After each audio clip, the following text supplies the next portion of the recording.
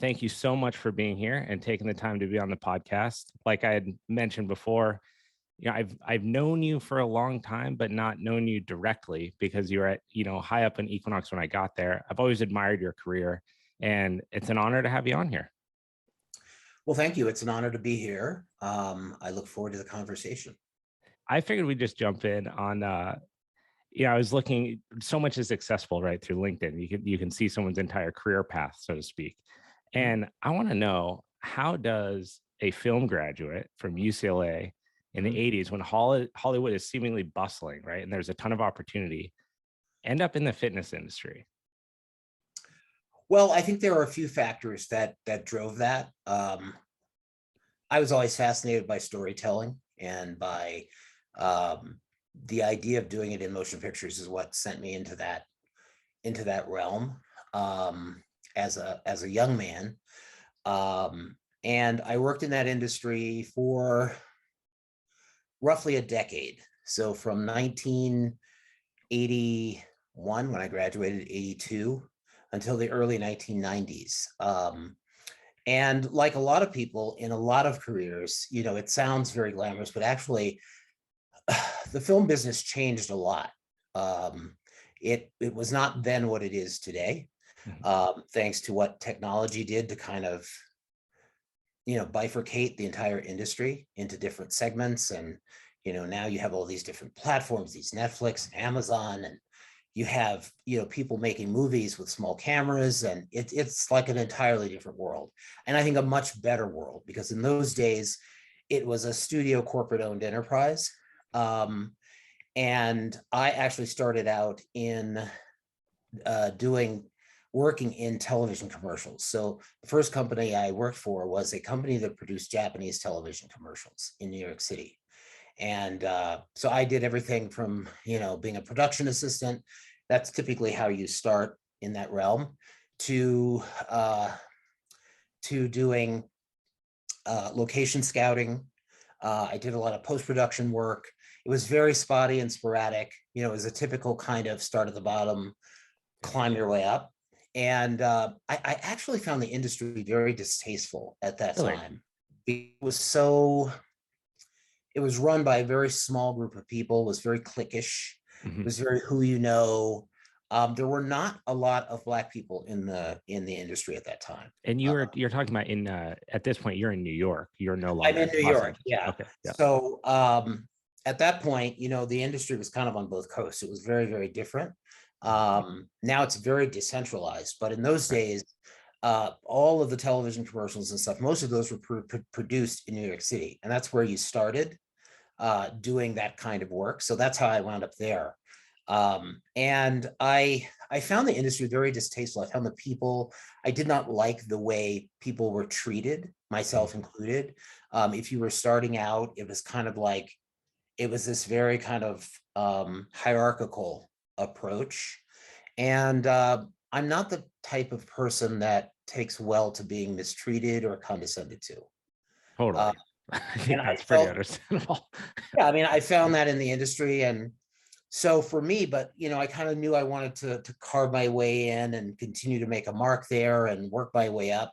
My goal was to make movies. That was my big goal.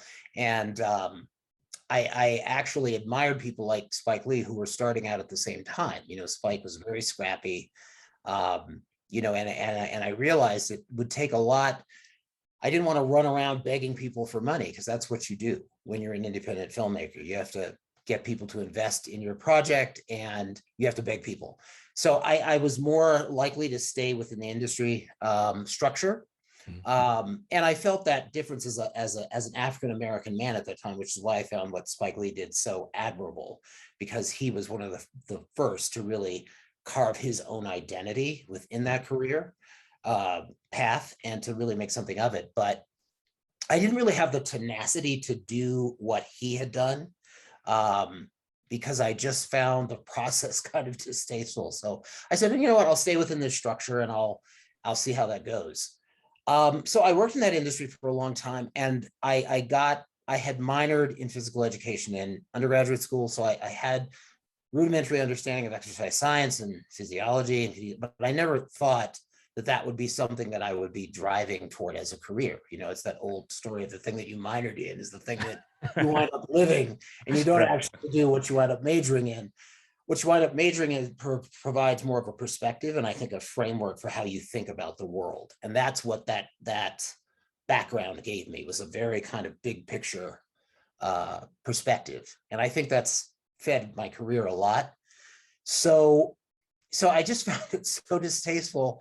And in order to de-stress, I started putting myself through this regimen of exercise. And I started first as a long distance runner. So, you know, I weighed 140 Freak. pounds and I was a very, very thin, you know, fast runner.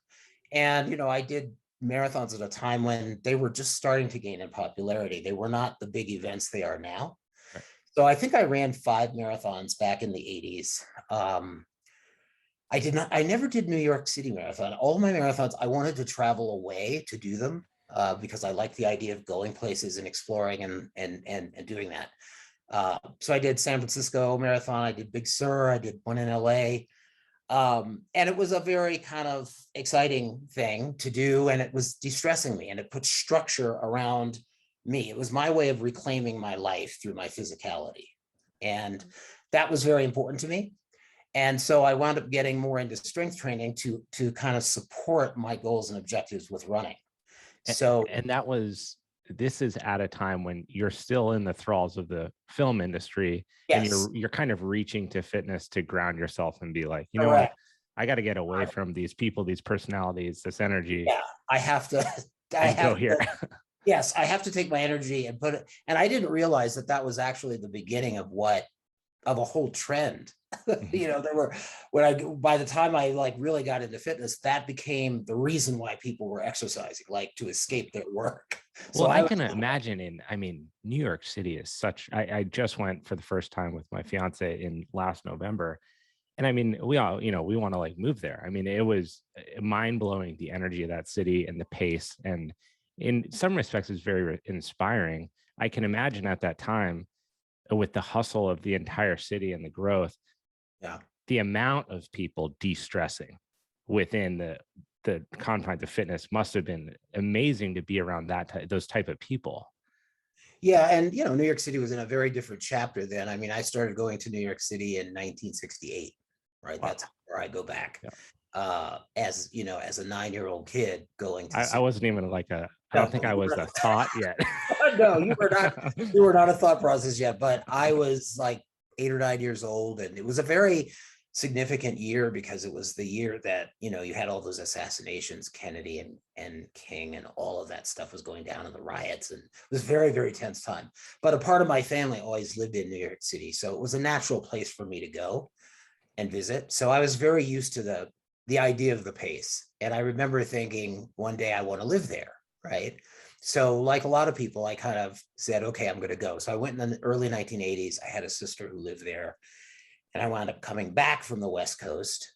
A very interesting story as to how I wound up on the West Coast. I wanted to go to UCLA and reduce the cost of my tuition. So in those days, you could go become a resident of the state, and your tuition was a fraction of what it costs. So I moved to Lake Tahoe. I worked in Nevada as a blackjack dealer, and then this is what I was did after. all of that, and then I lived on the California side, paid tax on the California side. And then I wound up applying and I got accepted, and that kind of got me into graduate school for cheap. So you've been working in some capacity your whole life. My whole life I've been working, you know, and so jumping forward, you know, once I really started going to a gym, and in those days there were no glamorous gyms in New York City. There were kind of basement gyms, like boxing studios and stuff. Like Mid-City Gym was like the place where all the bodybuilding freaks went in those days. It was a very hole-in-the-wall place in Midtown.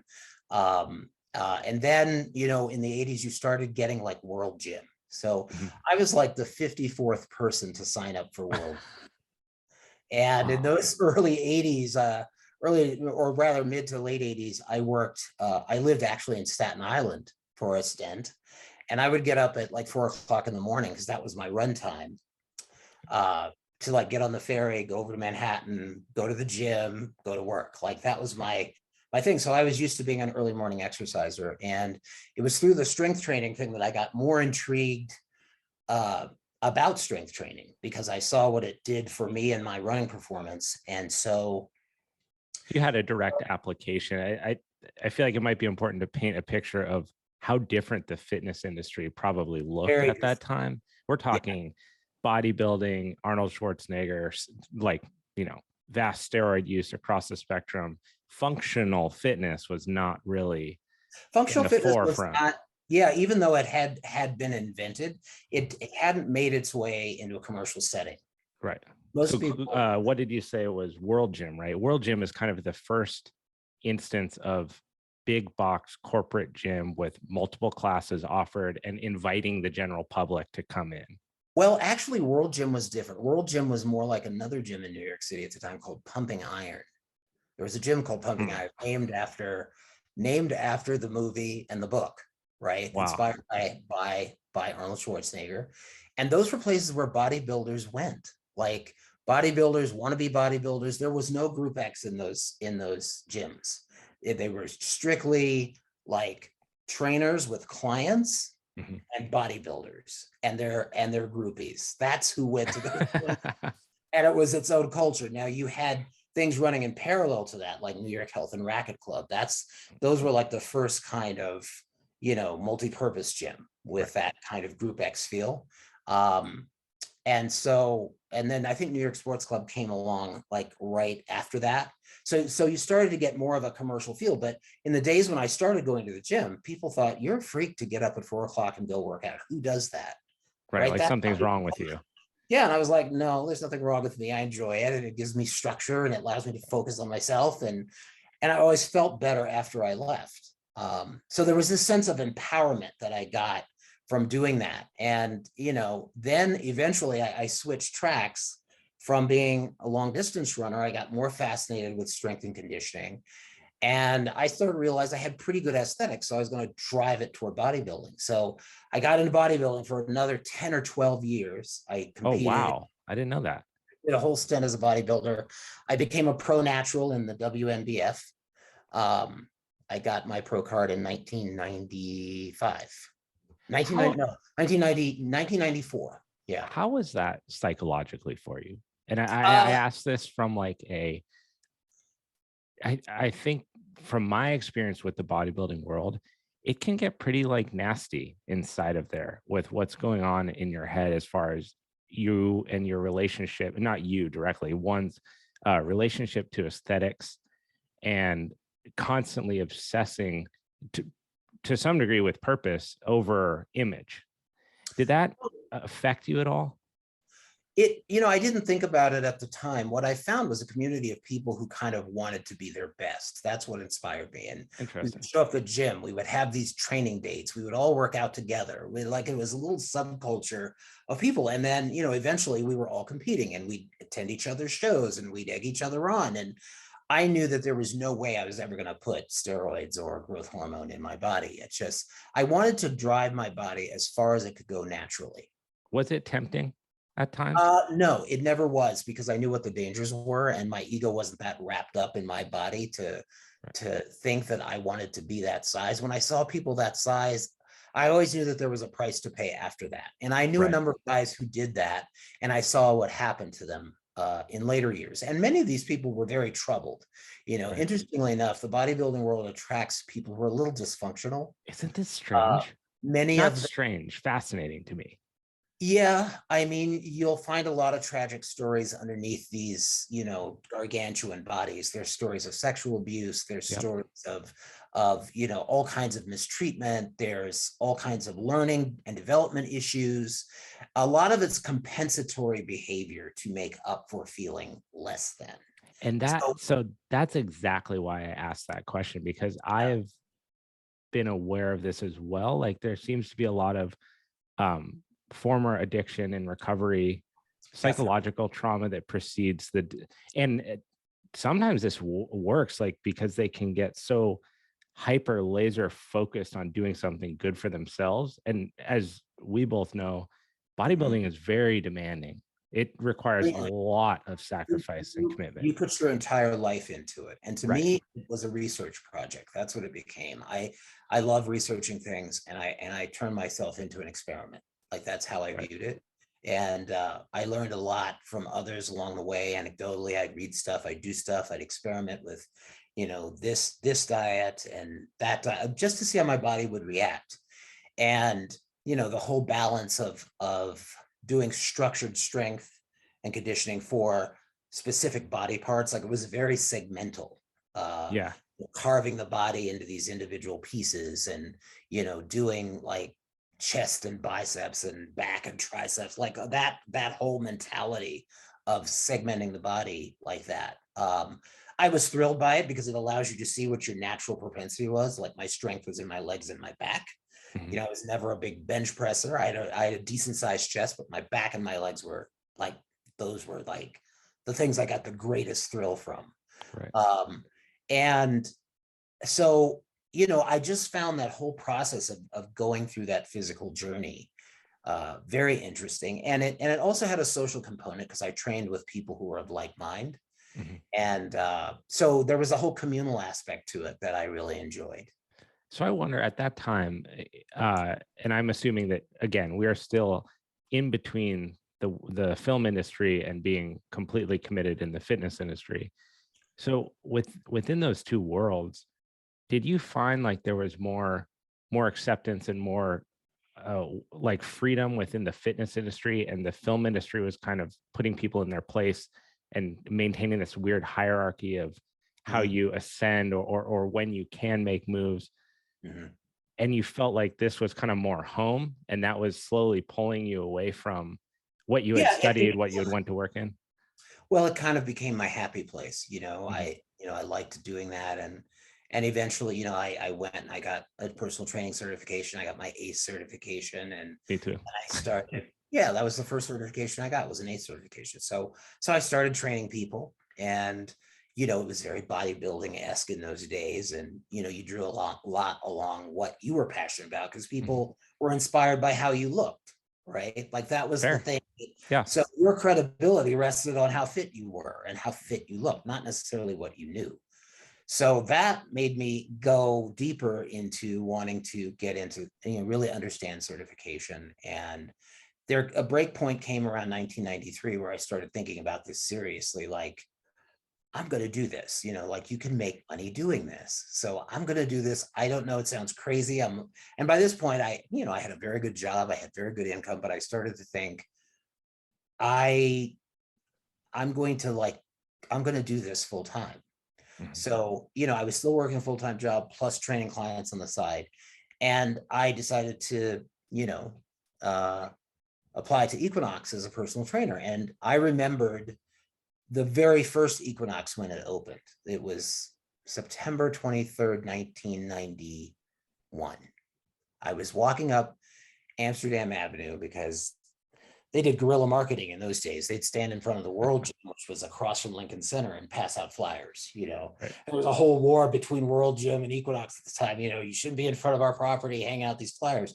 So, I was walking up Amsterdam, and they were in pre-sale, and the whole building was wrapped like a big Christmas package. It said Equinox opening. And I knew, I had some awareness about astrology. So I knew that they were playing with this whole idea of, light and dark and things being equal. And so I went into a pre-sale, and, I met my future employers Right. as a client, as a potential client, and I said, well, what is this gym going to have and how is it different? I was kind of in that serious bodybuilding mindset. And they only had dumbbells that went up to 85 pounds. I was like, how can I take this place seriously? I kind of dismissed it. Yeah. And so, interestingly enough, I wound up actually going for a job interview in 1994. And I met a guy by the name of Dos Condon, who was great. Who's I considered one of the founding pillars of the company. And Dos interviewed me, and it was a very strange interview. It was very fast. And He this had was good, to be a trainer. Yeah, this is to be a trainer. So he had really good instincts about people. And he said, you're going to do really well here. I was like, why the hell does he think I'm going to do well? Like, I didn't really think about it much. But so I started out on the floor at the original Equinox at 76 in Amsterdam, not the one that's there now, the original.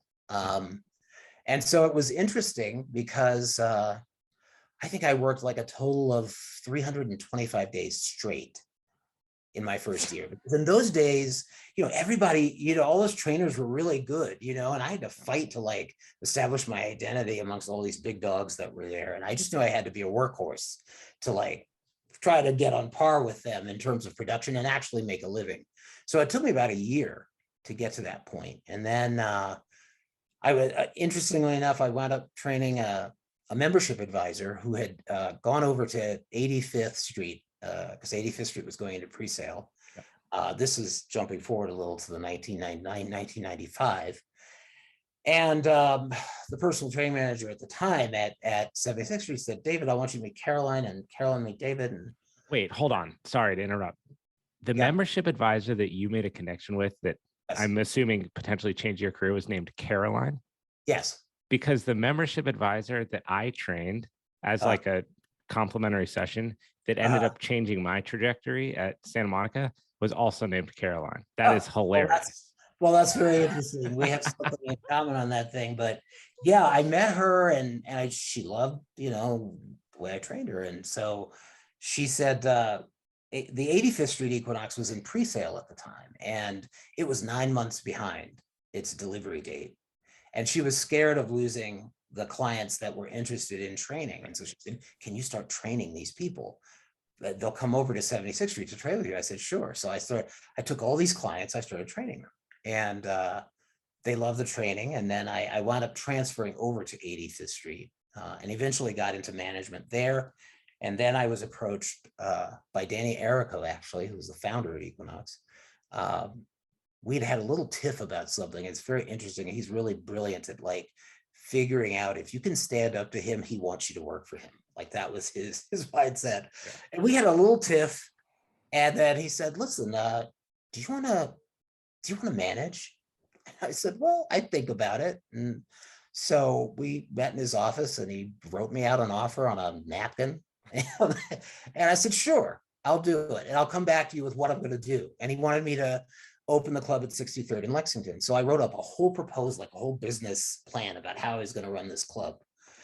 And that's what started my career in management, really.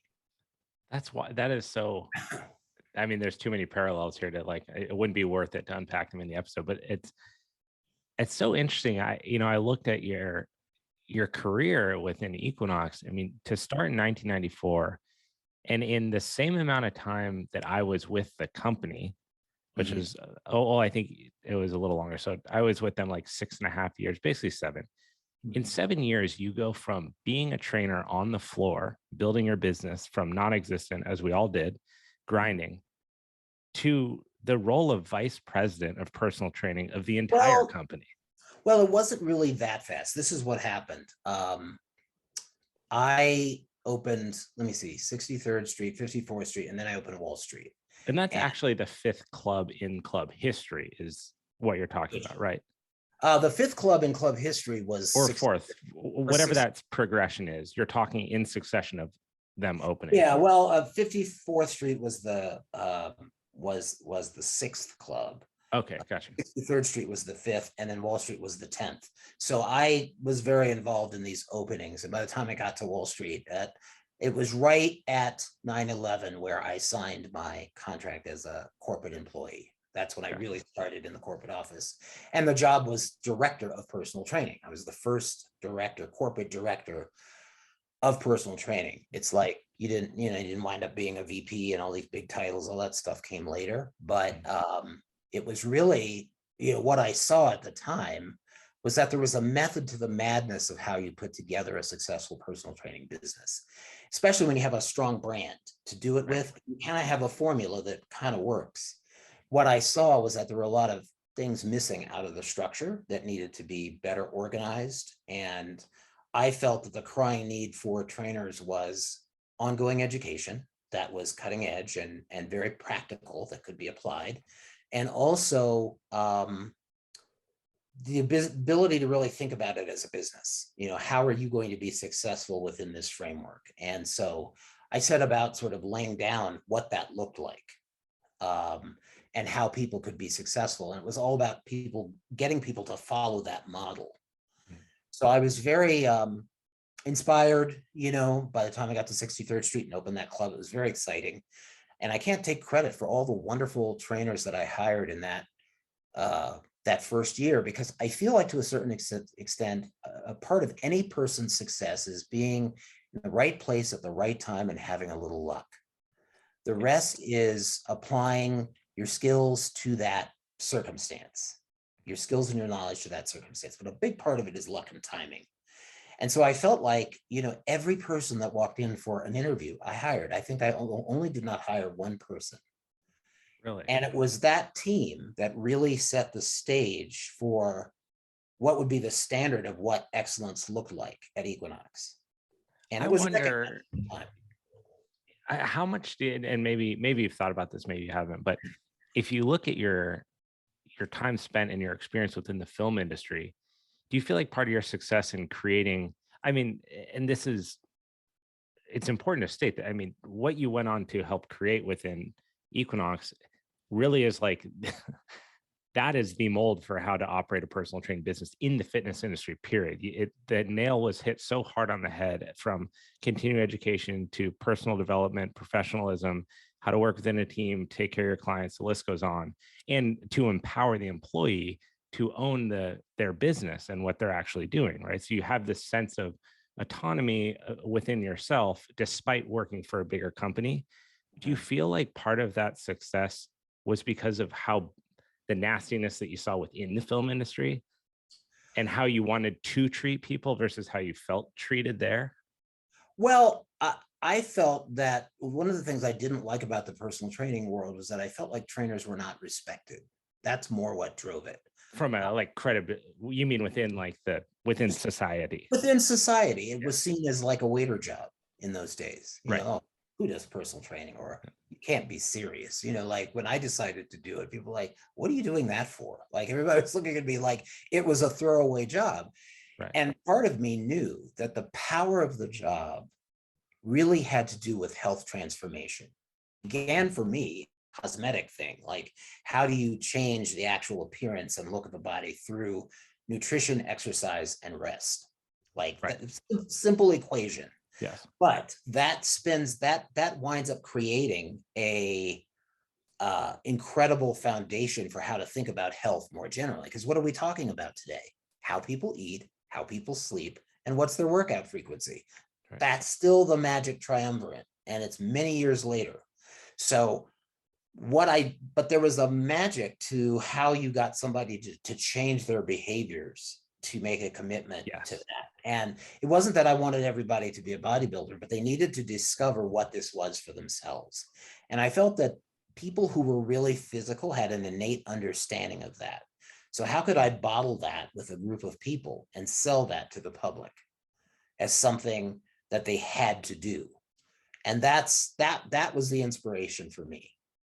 And that's creating in all honesty, that's creating a demand for your own well-being.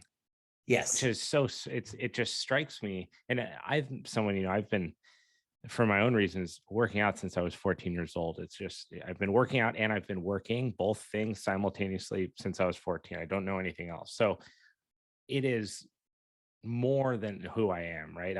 I will live this every single day for as long as I can imagine.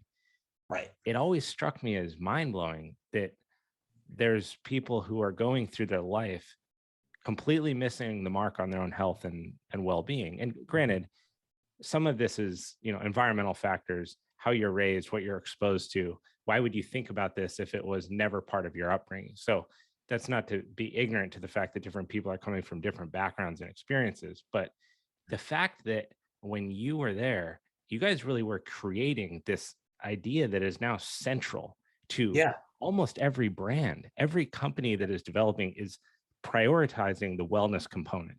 Their HR departments are establishing budgets so that when they go on offsites, they make sure that they take care of the fitness component. Now it's central. And when you were not only was the job laughable, right, from a social circle, Right. but it didn't exist yet. This wasn't a thing that people were accepting was essential to their well-being. No, it wasn't. And I felt like I was with kindred spirits with the Ericas in the sense that they too were very inspired by this concept and lived it. And Lavinia Erica in particular created the spa out of a personal experience. She had a moment where she crashed and burned, and she realized she needed to take better care of herself psychologically and physically. And that birthed the first wellness center at Equinox. It wasn't called the spa, it was called the Wellness Center. And that was in 1995, 94. Like, she was talking wellness, almost 30 years ago. So, and that space that was in that club still in my memory, and we're 100 and some odd clubs later, Right. but that to me is still the best spa environment I was ever in, because she tied the Eastern elements in with the Western before anyone was doing that. And everyone wanted to go in there to heal. So you had chiropractic, you had aromatherapy, you had massage, and there's something about that space you wanted to be there because there's this idea of restoration. So I was kind of imbibing all of this stuff from kind of like-minded people and trying to figure out how does this all come together in an approach. What were some of the biggest failures that you experienced kind of early on as you're rolling this type of thing out? I mean, you're overhauling an industry on how things are done from the ground up. What were some of the speed bumps that you came in contact with? Well, I think there's always this balance in fitness between personality and competence, which is not to say that they're mutually exclusive, but some Right. people skew a little bit more toward relationship building through personality and the ability to click with people, and other people have a more cerebral approach, and they make it on their talent and their ingenuity and their ability to drive results purely scientifically and through that interaction. And so it's always this balance between science and personality that I felt was happening at Equinox. And I felt like it had to be harnessed into something, into a structure. Like you could not, if you erred too much on either side of that equation, you'd screw it up.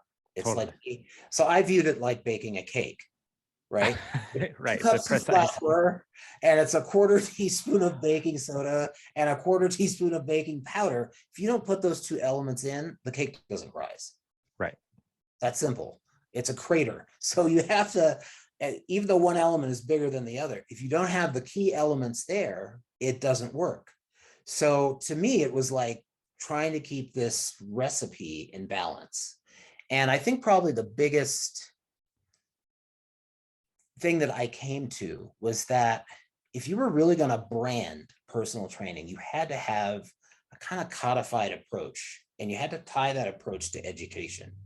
And in those days, trainers were winging it. Oh, we'll do this today. We'll do that today. Like, Right. It was a very improvisational kind of training experience. And that's where the personality and the inspiration kind of override. Okay, but is this working? Is there a system behind this?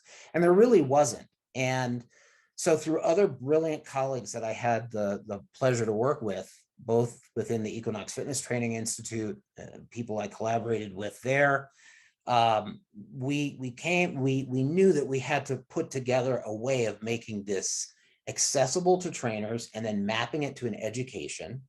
And I got a lot of resistance to just keeping basic records, like what did you train that person that day, like what exercises, what order, and you had to kind of corral them into doing it by saying, well, if you have an accident, there's legal action and you got to have evidence, right? Right. But I didn't want it to just be that. I wanted it to be about applying strategic thinking to how you got fit. And I knew if you bottled that structure and you taught trainers how to do it, and you were going to do that en masse, there had to be a system. You couldn't just let people wing it and expect to have a cohesive program. So I got a lot of resistance to that for many years. Like, why do I have to program? And why do I have to do this? And like fighting against programming. Now what's everybody talking about? Programming. Right. Yeah. What's everybody selling? Programming. But I was made to feel like I had three eyes, like I was a crazy man. And, I took some heat both above and beneath me, but I felt like it was the right thing to do because it was the only way to scale that brand. is to have an approach to how you teach and how you apply the science. It's so wild hearing you talk about this, because when I did the certification, did my ACE certification, I was working at Enterprise Rent a Car, and I knew I wanted to be a trainer. And I hit this moment of passing my test at this little testing center in Van Nuys, and I was like, I don't know. Oh my God, I'm a trainer now. I don't know what to do. And that freaked me out. It actually made me want to not pursue the career anymore. And the reason I went to Equinox was because I had heard, and this was like, I could find on forums and from other people, that they had a big investment into the continuing education of their new employees. And I said, this is great. I have an athletic background. I have a business understanding. I know nothing about how to train outside of I could put together a geriatric workout from an ACE book, but I can't really take David with a knee injury and predispositions and all this kind of stuff to then spit out a productive, accountable program to take you through. And it Yes. was that process that enriched me and then gave me confidence as an employee to be like, you know what, I can do this, and I can do it to whatever degree I want to take my career to. Yeah. That education component gave credibility to me as a new employee, and that made it not be a waiter job. Yeah, and that was the intention, because you can't scale improvisation. Improvisation stands alone as a canvas, but if you're going to systematize something, you have to have a structure that you can train people on, implement, and inspire. If you don't have that structure, it's like leaving out the baking soda and the baking powder in the cake. It's not going to rise. You may think it's the flour and the butter and the sugar that make the cake, but that's not the magic that makes it rise. So you've got to have all the elements, and you've got to kind of keep those elements in balance. And I felt like that was my journey in my career, right? Was how to balance that, how to scale that. And then later on, how to add more credibility to that. Because as it became more successful, they wanted street cred for, why is this so great? And so we began the partnership with UCLA. We did the intensive three clinical studies that, was proving a point basically about the value of programming and using a periodized approach. I mean, unbelievably, no one had done this in a commercial setting. No one had thought that it should be validated, but I felt very strongly that if you're going to sell yourself as the best, you needed to have credibility. And the best way to do that was having some authoritative documentation behind it. And how did you establish those types of relationships? Because I feel like in a situation like that, you could very quickly reach to an easy approval, right? But you didn't. You went to UCLA. You went to the most, credible institution in the country for this type of stuff. How did you develop a partnership like that to bring forth that research? Because it was really valuable. I mean, way beyond the sales tool, it put belief behind what we were doing too. Say, Yes. hey, this isn't just like some, higher ups idea of what we should do. This Right. is scientifically proven and then backed again that it actually works. And then you would see it happen. Yeah. And it was this constant rinse and repeat thing of, let's prove it out. Let's teach this. Let's then, teach it within the EFTI world. Like, what does the actual structure of this look like? How do you apply it? How do you have a conversation with a client about the value of that? And then how do you tie that to, the frequency of training? Like, there's that, to me, it was so evident that if you look at a standard exercise periodization model, it speaks to 2 to 3 times a week, because there's that rest period in between the stimulus and the recovery. So it was a very easy story to tell as to why you should come back when you're on that upswing. So you can peak, hit that moment, and then down again. And that's how you see progress, is through that rinse and repeat cycle. And this is, I guess, more of a drawn out question, because this could really be applied to any facet of business. But did you feel like you were hitting a ceiling on your belief on what you knew needed to be delivered, and whether or not people above you or around you saw that bigger picture? Well, you have to satisfy different constituents. At the end of the day, investors and people who are in charge of the financial aspect of the business, they're just interested in the result. And if I could deliver that, then I could do what I want. That's how I felt. That was the quid pro quo. Deliver on what you're doing, and it gives you credibility to ask for the support to improve the quality of what you're doing. So I knew what I was getting into. I'd been doing that for a long time, and that was the deal, and I accepted it. And what led then to leaving something after 24 years that was seemingly rocketing in the right direction? Well, I think everybody reaches an endpoint in a career with a place. And when you look at it, 24, 25 years, no one's doing that anymore in careers. Like, Right. you're lucky if you get 2 or 3 years out of some people, much less 25, right?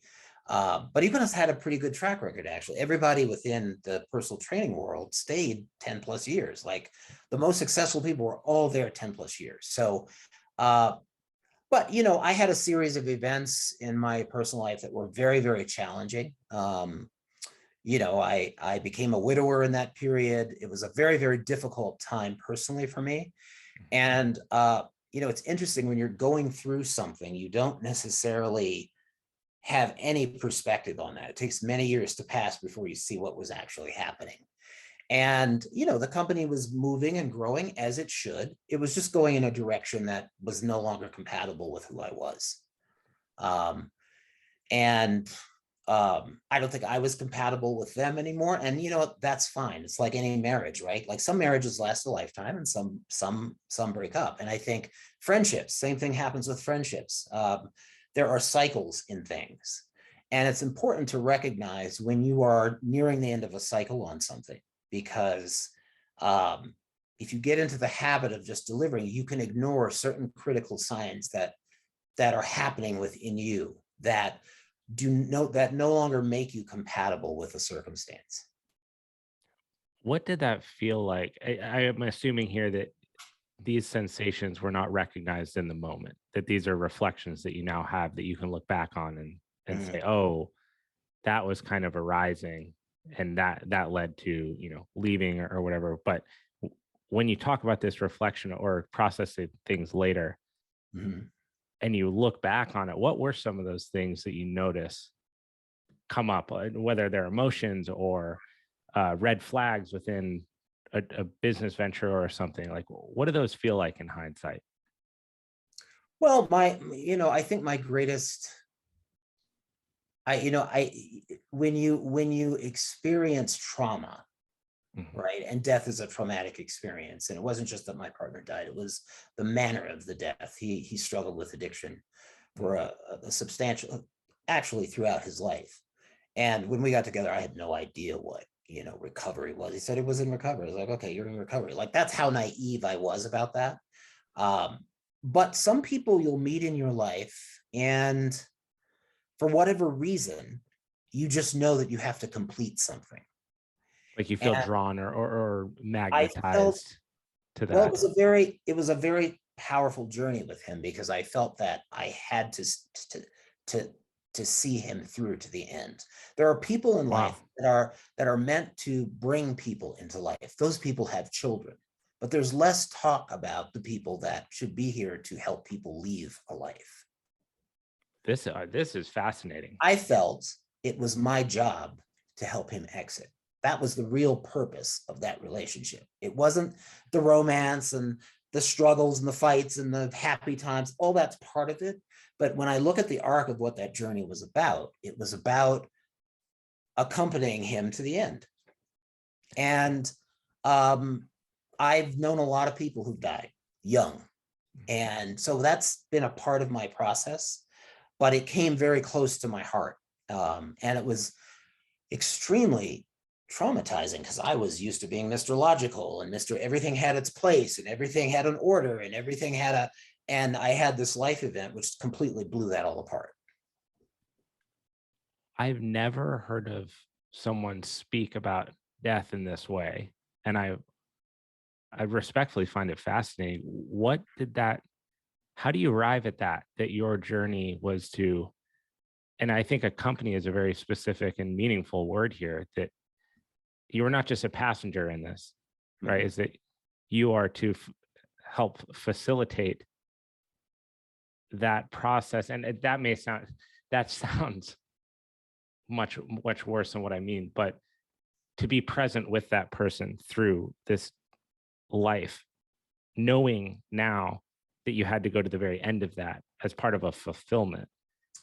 Well, it was interesting. I was born and raised Catholic, right? And I never thought to look at the story of Christ or the story of the Virgin Mary much. I left the Catholic Church for a variety of reasons. I just didn't like it as an organization, but I thought the story was very fascinating, and I found myself in my deepest moments thinking about that story. And will you I'm not a very religious person, so will you familiarize me with that so I understand kind of where we're at? It was Christ was born in Bethlehem and was seen as the savior. He was brought to this earth to enlighten man. And different cultures have this same story. When you look at it, it's not just one story, it's several, with several deities, right? Several of these spiritual figures. But in Christianity, the Christ story is very powerful. So there it was that, he was a Jew that was rejected by everyone and everything, because he was embracing the poor, and he was like, anybody who was rejected, he was bringing into the fold. And it was that whole story of, being kind to your neighbor, right? And so he had disciples and he had this whole thing. But I was fascinated by the story of the Virgin Mary, because here's this woman who's picked out of nowhere, and this immaculate conception. She has this child, and she loves this child. The child grows up to be a prophet, and then is, put on trial and then killed, crucified. Like, her purpose was to bring him into this world and watch him exit. And the story of Mary is an interesting one, because she had a life after that. She was a vessel to carry something forward. And so I looked at that story very differently when I thought about my own journey. I'm looking at it differently right now. And I thought, really, those stories are all stories of life. They're stories of how to live life, and life goes on. Life, moves forward. There are traumas, there are struggles, there are, and I thought about the crucifixion, right? I thought about Christ carrying that cross up the hill, and, I thought about Simon helping him carry the cross. I felt very much like that with my partner, that I was there to kind of help carry that cross up the hill. And it was extremely painful. I mean, I don't live in fear of my own death. I fear now more the death of people around me that I love, because that's just hard. It's incredibly hard to lose people you love, because they become a part of you. And so I had this very intense experience of that. And those types of events change people. And I just wasn't as aware of how much that was changing me. And it was making me much more empathetic. It was making me a better listener. It was putting me in touch with emotions that I hadn't even come close to. My world basically fell apart because I lost him, I lost our home, and I lost our 4 dogs. So I lost everything that was meaningful to me. And that forces a reorientation of how you think about what is a priority. And I think, looking back on it, the guy that they wanted, the all-powerful Wizard of Oz who would make everything right and just drive, I didn't want to be that guy anymore. That just wasn't who I was. And that was what was needed. And I understood, I understand the deal, but those are examples of when you are character and when you're evolving as a person, and it's no longer compatible with what's in front of you. I'm very profound. On the other side of that, did that push, were you religious before that experience? Did you become religious after that experience? Was there any kind of change to your spirituality or your faith or lack thereof? I became much more spiritual. I know that that's a term that people throw around. Yeah. But I think the spirit operates on a very intuitive level. I consider myself a fairly intuitive person, and I become much more in touch with energies that exist outside of the here and now. Like, you have to pay attention to signals, and you have to have a good eye for what's in the ether. And that got sharpened in that process. And it was telling me I had to listen more to that. And so I became much more attuned to that. And I like to think that when I talk to people and when I walk into a situation, there's the logical read, and then there's what's really going on underneath the surface. And I like to think I always have a good read on that. What do you think all this is? This whole experience? What, of life, of living? Yeah. Oh, my thought on it is that, it's like when people ask you what happens after you die, and I say, well, do you remember what happened before you were born? No. There's nothing. I mean, it just ends. Now, our consciousness, this journey ends, but I think the spirit has another journey to go on. And I think it goes to another place. Part of me likes to think that there's reincarnation, that it's not quite the way people think about it. I think your spirit does evolve with experience, and it moves to other levels. What those levels are in the concrete, I can't tell you, but I do believe our essence moves on. And that all of this is just rental. This is just facade and rental. But that's your vehicle to communicate that spirit. I think when I was little, I used to just get this feeling. I'd become overwhelmed, like really overwhelmed randomly, thinking about the length of existence of geological time, how vast forever is. And I would have to have my parents tell me stories. It's like I would say, hey, like help, basically. And they would just start telling some random story to distract me. And it became less and less frequent as I got older. The older I got, the further apart these bouts were when I would feel overwhelmed about existence. And I'm at this point now where it's just very strange. And I think about the point that you just said almost daily, that what was it like before you were here? And you have no idea. It was not stressful. It wasn't fun. It wasn't sad. It wasn't scary.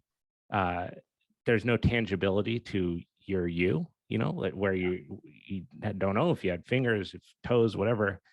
And it's within that, it's almost tranquil that there's this unknown nothingness. I don't know. I this is so derailed from but I love talking about this because it scares the hell out of me.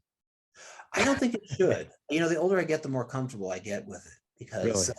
I think life is enough of a trial, and I think we're here for our time. But I liken it to being anesthetized fully, right? You've been anesthetized, right? Yeah, so like what's that like? I don't know. And you're sitting there, and then suddenly you're gone.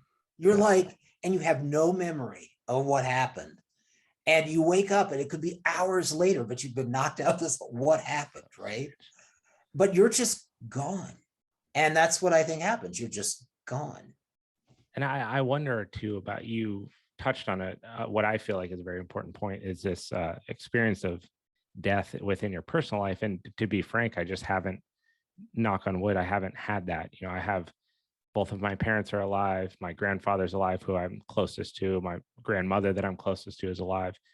On the other side of the family, I wasn't as close with them, but I haven't experienced the loss of someone who was in my life always, or like your partner, he was in your life always and then not. So I don't know that transformation psychologically or personally that happens as a result of that, the trauma, because I think that's a really important part. And I wonder how going through that experience will alter these feelings of perception or potential. I call it fear, but I don't know if fear is the right term. Well, because I realize everybody has to go through this stuff. Like that's one thing that human beings have in common. They're going to encounter loss. And as I always say about death, there's only two things. You will either be the news or you will receive the news. Yeah. Wow. Yes. That's it. Right. There's nothing else. So choose wisely which lane you go down. But most people will receive a lot of news before they are the news. And, you know, with perspective, it was very traumatizing at the time. And, you know, people ask, why me? Why did this happen? Why, you know, why? Why? Because you're human. And that's what happens in the human experience. We lose people, and, or either we are lost. And I realized how fortunate I was in my life. My parents are still alive. My mother's going to be 94 this summer, and my father's 97. You know, I'm 62. I've like, most people don't have their parents as long as I've had my parents. Right. You know, I have had 4 siblings. My brother passed away in 2018. He died young at 64, but he had an incredible life. He did everything he wanted to do, and then he left. So those are very fortunate things. But I lost the one person in the world I love more than anybody. I lost him. And so on balance, like, you don't get the whole thing. Right. You're going to lose some, and you're going to keep some for longer. And that's just the way it works.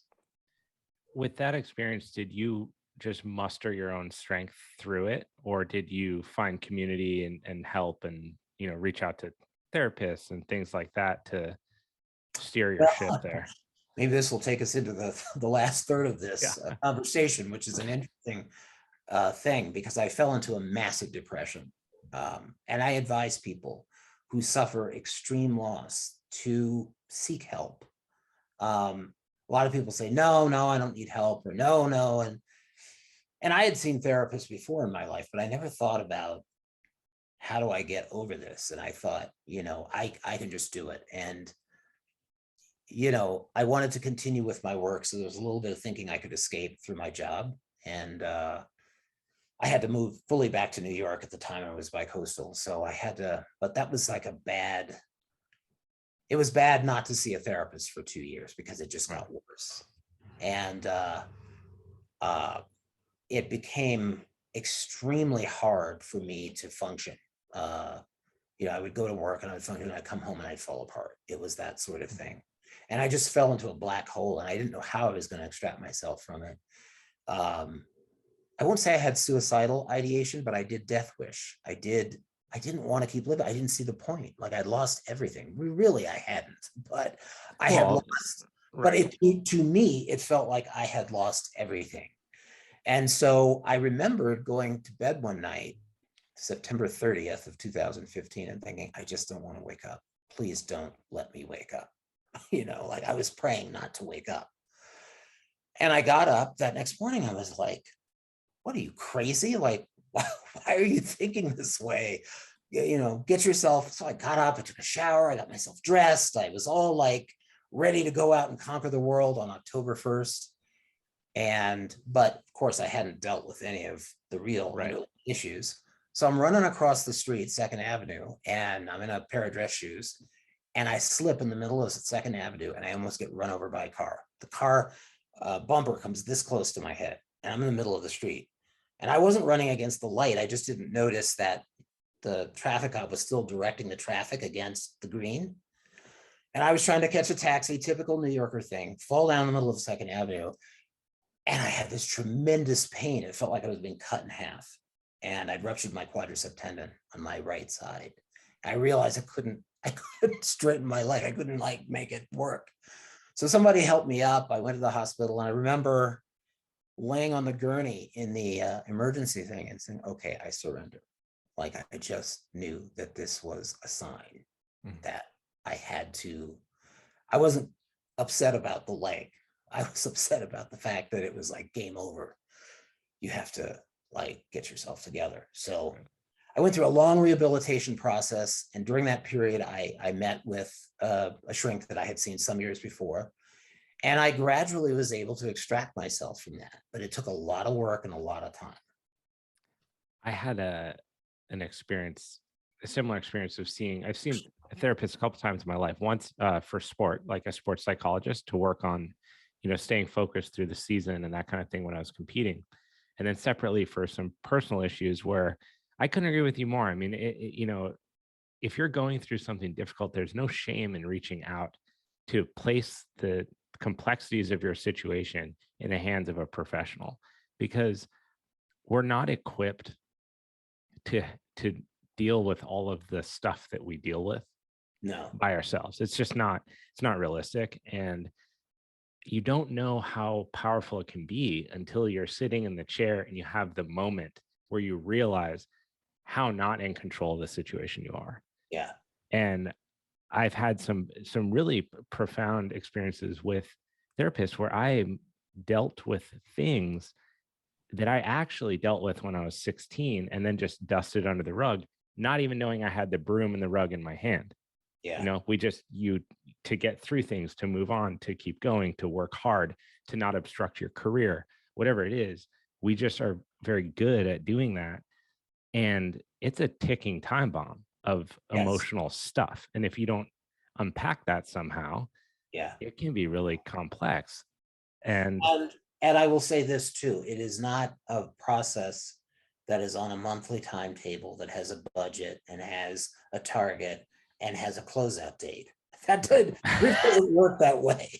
It doesn't work that way at all. It's got a mind of its own, and yeah, either you're going to process that and respect that, or not. And the thing is, when you have your feet in two worlds, sometimes you want to continue to be that thing. And I wanted to continue to be that person because that was the only anchor left in my life that I was familiar with. Everything else had been taken away. So continuing in my work was like an anchor. But I had to find a renewed purpose to engage. And these are things that you just learn when you live through them. But I do advise most people to seek help. Now when I see people post on Facebook or social media about someone they lost, I know that person, I always try to reach out and offer a condolence. But I know that their journey is just beginning. right. It's not, people think it wraps up after the funeral. It does. That's just the beginning of a much longer process. And it takes time to get through it. So I'm curious to hear your opinion on this, because on the topic of trauma and I wouldn't call them negative experiences, because ultimately these things pan out to be very important for the development of who we are and our character and everything.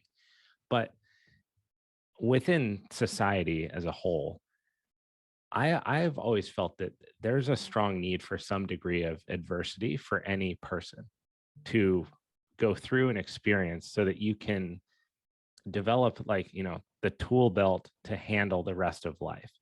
And if we patty cake everything too much, then we never develop this ability to overcome challenging situations. So what are your thoughts on, like, maybe purposely or indirectly going through adverse situations, challenges in life, and breaking through that, versus trying to constantly avoid anything that's uncomfortable or makes us feel like we're overwhelmed? Well, I think it's human nature to want to avoid pain, right? We want to shrink from pain. We want to shrink from things that are difficult. And the fact is, there are cycles in life. There are good periods and bad periods. And, you know, I always tell people to be very thankful for uneventful periods in life, because that's a sweet spot. Right. Calm, right? There are no storms, it's seemingly calm. And then there are times that are extremely stormy and very, very difficult. And the only thing that you can do is try to go through it. Hopefully every experience teaches you to weather that storm differently or better, because you have more to draw on experientially to help you through the obstacle. But when you don't have a lot of experience, it's discombobulating. Right. It's you're totally thrown to the winds because you don't have context. You don't have anything to draw on, really. And all I really had to draw on was the fact that I lost friends for various reasons, but those deaths made me very sad, but they didn't unmoor me from reality. And I think one of the great misunderstood things about extreme grief is that it's a form of mental illness. It's a manic state that must be overcome. And it's a struggle, but it deranges the mind.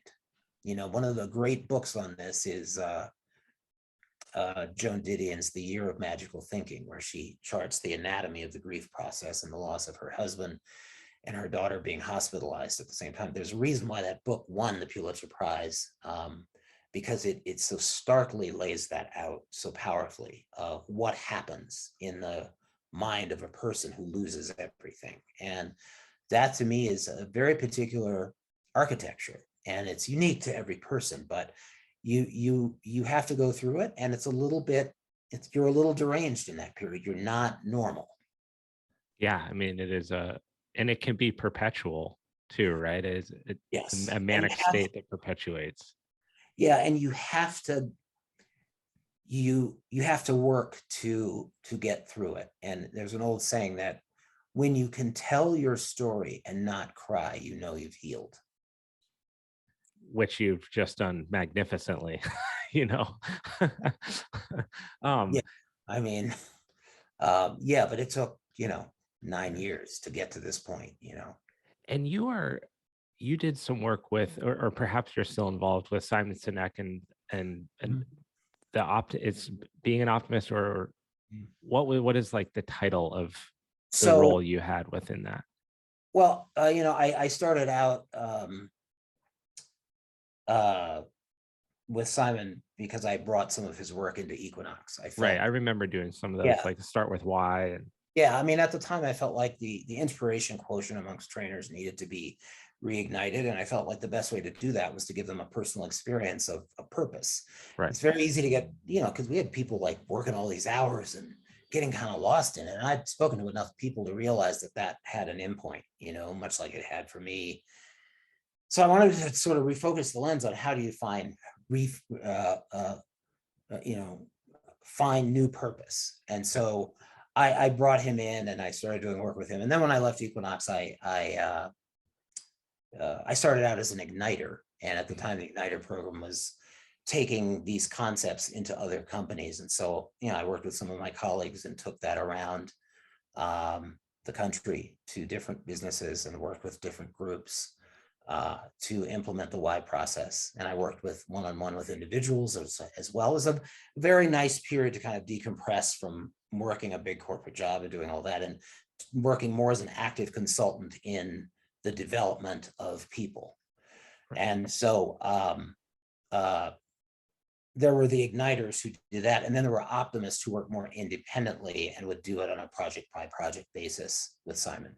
So I moved from being an igniter to an optimist because I wound up getting back into the fitness career. So I may do things, on a job by job basis for them from time to time. But I'm no longer an igniter in that situation. So I'm not presenting his material so much. And this brings me to, kind of the end point of the story, the present day, of the amazing things you're doing out with This Is Form. Yes. So you've now taken this illustrious skill set and career, and you are once again on the cutting edge of what the fitness industry is, right? Can you speak a little bit to what FORME is doing? And then I'd love to, chat a little bit about maybe the future of this industry that we're in, and things that you see on the horizon with your specific lenses.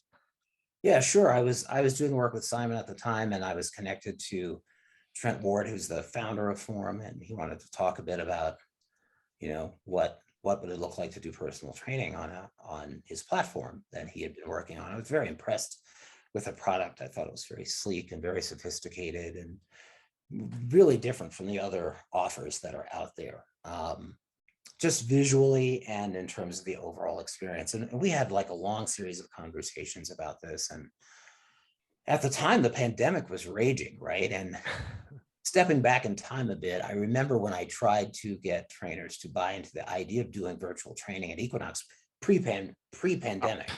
Good luck. And there was so much resistance to the idea of doing this. And we had actually worked with a company called Lyft, my friend Rafi. Yeah, I remember Lyft. Yeah, so he founded it, and I at the time I thought, oh, this is a nice way for people to continue on. And I thought, well, if you're traveling, you can do a lift session, you could, and I had a small handful of trainers who really did embrace it, but the greater majority were like, oh, who wants to do that? And you don't need to do that. And I remembered saying at the time, I don't know how, and I don't know when, but this is going to be a game changer in the future. And if you don't have any trainer that does not have technological skills and the ability to facilitate online or virtual experiences, is going to be left behind.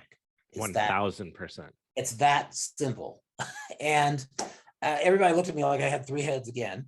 And didn't want to do it. I didn't anticipate a pandemic doing it. Like that was really intriguing. So I began these conversations in the midst of the pandemic. So it was exciting to sort of think about how can you rethink an entire way in which people work.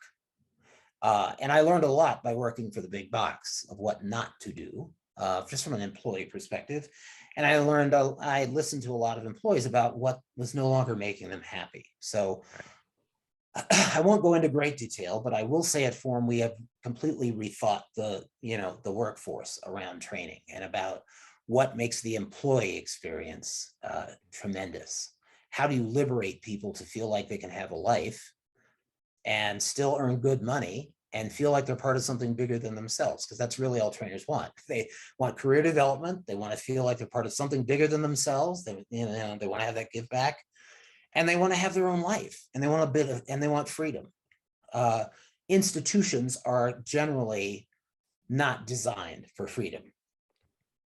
They're designed for another purpose, which I won't go into, but they're designed for another purpose.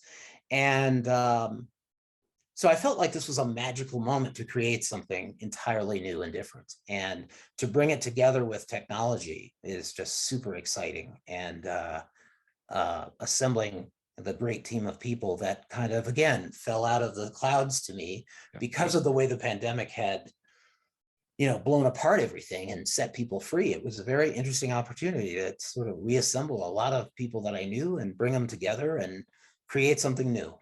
Well, all-star cast members. I mean, you really have surrounded yourself once again with a team of people that are really knowledgeable and forward-thinking in this industry. And you guys are in a beautiful place because it's changed.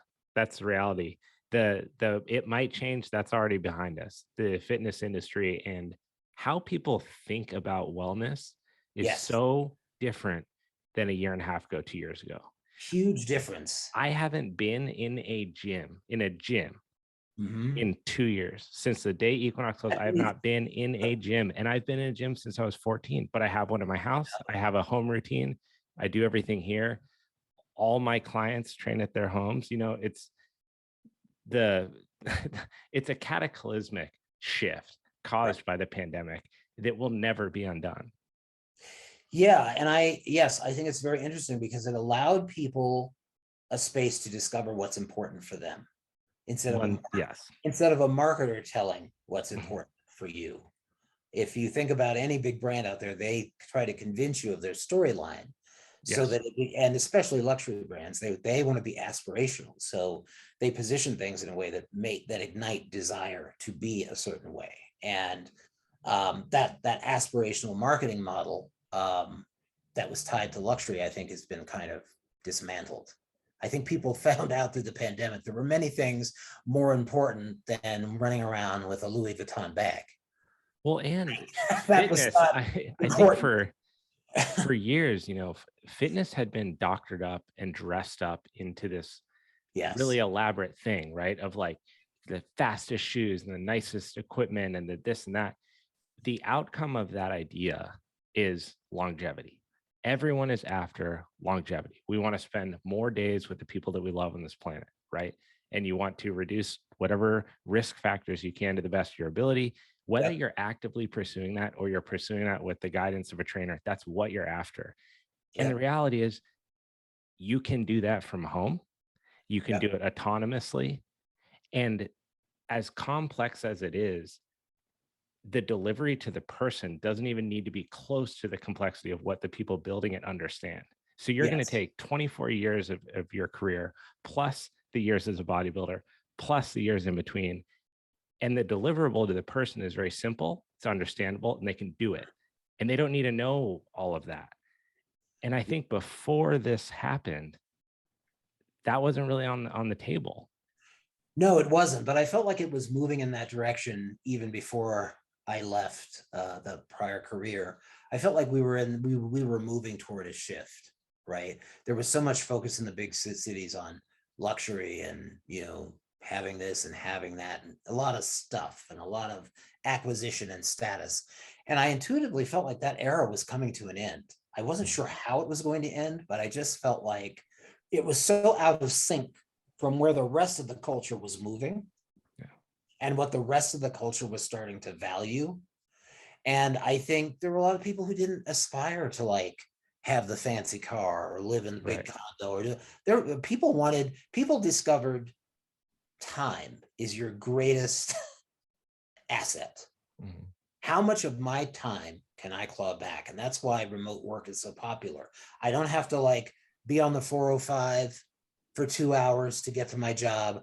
I don't have to, 4 hours of your day on the 405, or if you're in New York City, being crammed on some train with millions of people and undergoing the agony of having somebody's face in yours. Like, that adds a level of stress that when that is cut out, your life suddenly becomes yours. And so I feel like the real estate of time was that's what's accelerated so many people resigning, because they're taking control back. They're saying, I want my life. And I'm not making money for a very small group of people so that they can work similarly crazy hours, only they just have more stuff. Right. And they think they have status, but really not, because they're going the same place we all are. But the bottom line is, people discovered they want to have a better quality of life. Yeah. And so everything we're doing at FORME is designed to support that, both for the customer, our chief customer, which is our employee, and by extension to their clients. I love that restructuring of the customer client relationship is very interesting there. Well, I'd like to close with this. So 62-year-old David's put under anesthesia, right? Like we were talking about earlier. You're completely out. You have no idea what's going on. You don't know how, well, I'm about to tell you. 20 years later, right? You wake up, bam, you're 82 years old. Mm-hmm. On the current trajectory, the way that everything is going, within the confines of the wellness industry, mm-hmm. What does that world look like when you're 82? I think it will be secondhand for people to take more responsibility for their health. I think the economics of the situation are making our current health statistics unsustainable. The beauty of the fitness industry and wellness industry is that it's about self-empowerment, and it's about taking ownership. So interesting that we're encouraged to take ownership of a house, of a car, but not our bodies. And those become liabilities over time, and they become liabilities on the social safety net. And we're running tremendous deficits because, in part, because of the entitlement structure. So you've got this huge generation of people who are going to live a long time collecting Social Security and doing all this stuff, and they got a smaller generation behind them having to pay the tab for those people. It's not sustainable. Right. So I think the future is really about how do we take everything that we've learned from health and wellness and empower people to take ownership of their health in a way that is socially responsible, self-empowering, and takes stress off of the system of sick care. Because there's an odd relationship between sick care and our politics. We're feeding the wrong beast. We need to be a nasty relationship. Yeah, we need to be feeding the right beast so that people are healthy, and that there's profitability in making people healthy. We've fed into a system where there's profitability, where people are sick and dying. Right. And so the paradigm shift has to move in the opposite direction. And that, to me, is what is truly exciting about health, wellness, fitness, longevity. All of that stuff is that when you can transfer the ability of a person to take ownership, truly take ownership of themselves through choice, and it becomes a very empowering thing. Imagine a nation where everybody accepts responsibility for their health. I love that idea of a nation like that. I'll be the first citizen. Yeah, people would die of natural causes or things where genetic meets environment and things occur, but it wouldn't be thing that's driven by the food industry, which is in large part what makes people sick in the United States. I mean, there's money in sickness. It's not, that's, I don't Yeah, think that you can't debate that anymore. Like there's profitability, there's money to be earned in people being sick, absolutely. period. There's no debate on that because there's Yes, balance sheets that prove it. And yes. I agree 1000% with you. I think that paradigm has to and will shift for the sustainability of everyone. Yeah, and I just hope everybody in the industry who's working as a trainer, a health coach, a nutritionist, like they need to carry that mantle forward and they need to make it a mantra to help people engage life differently. And that means understanding your behavior and the things that trigger you. And it's a deep exploration, but I think it's very worthwhile work because it changes the trajectory of things. Indeed. Well, David, after this, I truly think you're a brilliant mind. I really do. I think that this was a fascinating conversation. I appreciate your honesty and your willingness to go into different areas. It's always a blessing to have real conversations like that. So thank you so much. And I know Thank we you. will do this again in the future. Okay.